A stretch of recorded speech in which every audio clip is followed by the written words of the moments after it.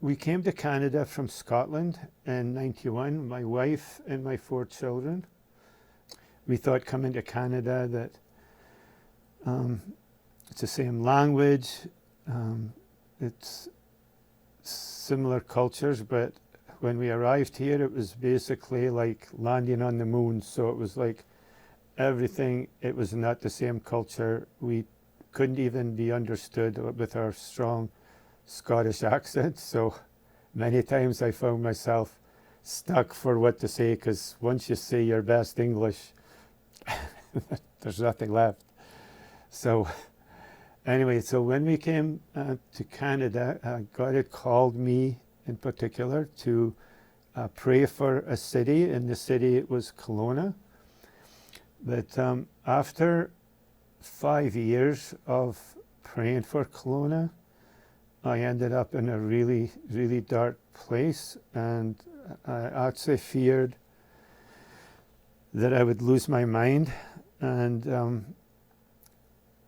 I didn't know if I'd be able to get out of this dark place. So one night around that time, I had a dream with this picture, and the picture is called The Intercessor.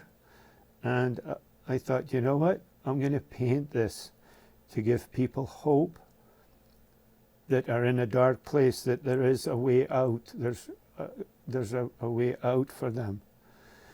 The other thing is,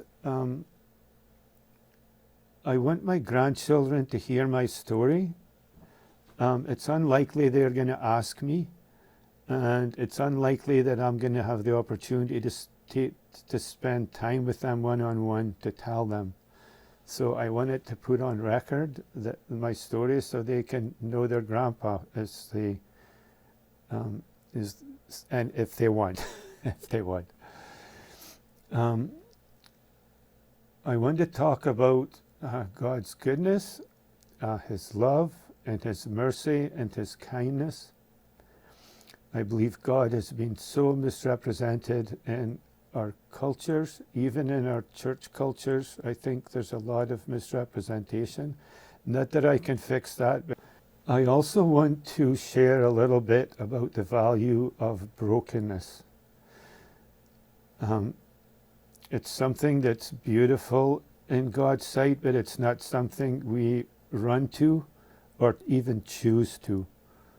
And I want to talk about the value of that and how precious that season is for God and for myself. So after I painted The Intercessor, I decided to dedicate a season of my life, actually 5 years, to doing art. And so once I started at a blank canvas, and I thought, because God had given me this dream, and I believe that it was a God dream, I said, okay, God, what do you want me to paint? And at that time, I just sensed that He said, you're the artist, Ian. You paint what's on your heart. You paint anything you want. And I thought, okay, wow, that was a surprise, because I thought, oh, I'm going to be obedient and do God paintings and paint what Jesus shows me and blah, blah, blah. But anyway, but I was a few steps into my journey by that time and beginning to get well. So I thought, you know what? I'm going to paint my journey out of the dark place I was in. And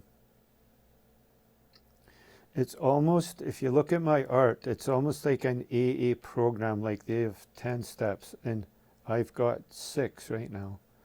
And you can come to a painting that you can identify with, and you can get an understanding of where you are on your own healing journey. But what I'm offering and what I've done is I've done the next step too. So once you're in a place that you identify where you are, you can see possibly where you've been and the next step to where God's going to take you. So the other thing I want to do is I want to help people be aware that we live in a spiritual world. most people don't think spiritually, they think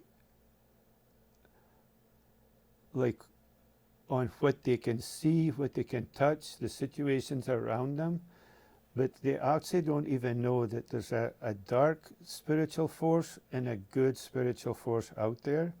So what I want to do is I want to show people how I've learned to distinguish which is the dark and which is the light.